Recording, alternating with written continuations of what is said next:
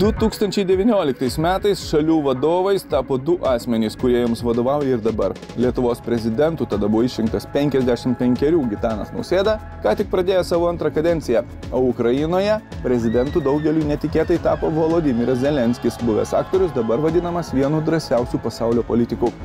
Pozityvia žinia galima vadinti ir pirmą lietuvišką vienaragį. Naudotų drabužių mainų ir prekybos platforma Vinted pritraukė dar 128 milijonus eurų investicijų ir peržengė daugiau nei milijardo eurų rinkos vertę.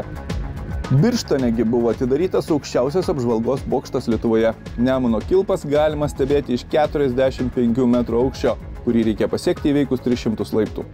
Iš toli matėsi ir rudenį kilęs Alytaus padangų perdirbimo gamyklos gaisras. Beveik savaitę mieste netrūko nei nemalonaus kvapo, nei dūmų. Tais metais prasidėjo betoninio kelio Vilnius-Utena rekonstrukcija. Rudenio prasidėjo darbai, 14 km atkarpa buvo baigta. Deja, tolesnio proveržio vairuotojai vis dar laukia. O Pamario gyventojai tais metais jau galėjo naudotis Šilutės rajone oficialiai atidarytą Rusnės estakadą, kuri leido vietos gyventojams per potvynius nelikti atskirtais nuo pasaulio. Tais metais beje Lietuvoje oficialiai įjungtas 5G internetas. Šviesulys sužibo krepšinio padangėje, tiksliau moterų krepšinėje. Lietuvos 16-mečių rinktinė su joje žaidusią tuomet vos 13-metę Justė Jucytė tapo Europos vicečempionėmis. Asmik Grigorian paskelbta geriausia operos soliste pasaulyje. Tarptautinių operos apdovanojimų ceremonijoje Grigorian pripažinta metų operos solistė už Salomėjos vaidmenį Richardo Štrauso operoje Salomėja.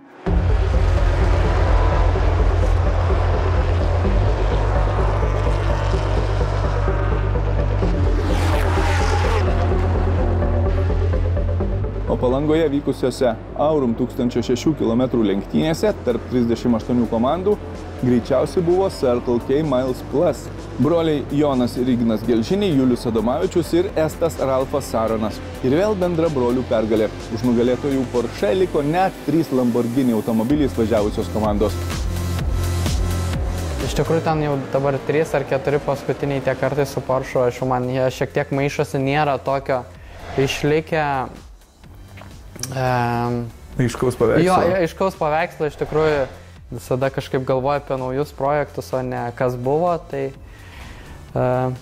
gal senatvėj ten žiūrėsiu nuotraukas ir prisiminsiu.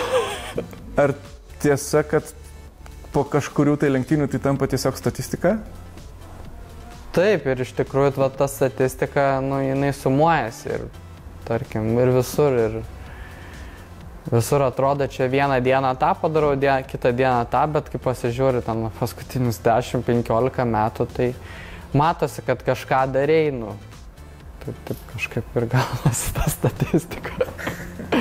8 kartą tu tapai čempionu, ar yra kokių ginklų, kad tave sustabdyti? Nežinau. Nežinau. Šiaip žiauriai viskas sekėsi, sukrito kortos, mašina laikė ir mechanikai idealiai dirbo, tai jau nekalbant, kad ir kiti vairuotojai, ta prasme, nedarė, praktiškai nebuvo klaidų, tai po truputį tas atotrukis ir didėjo, tai super. O šito bičiuko gimimo data yra rugsėjo 11 arba 9/11, kaip Porsche'as. Tai nežinau, kažkaip nusekėsi, stengiamės, darai gerus darbus ir tau sekasi, atrodo.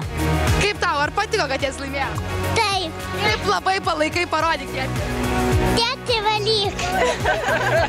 Jeigu kartu vis važiuosi su broliu, tai niekaip nepavysi su pergalėmis. Tai nes kartu rinksi tas pergalės, o kitų įtrėp. Ne. Tai prieš tai buvo 1,5 karto jisai daugiau laimės, dabar tik, buvo 2,5 karto daugiau laimės, dabar tik 2.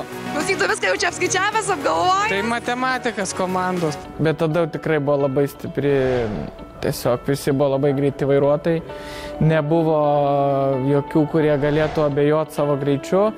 Ir, mums reikėjo nepadaryti klaidų tiesiog. Tai tiesiog važiavot ir tiek?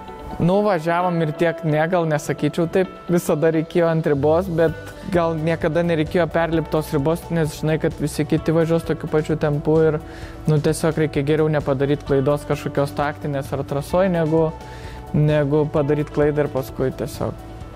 Sveiki, ypatinga diena šiandieną, 20 lenktynės ir tau teko garbė tavo komandai, kurioje yra 2 gelžiniai, kurie pastoviai skina pergalės užbaigti trasą. Ypatinga diena?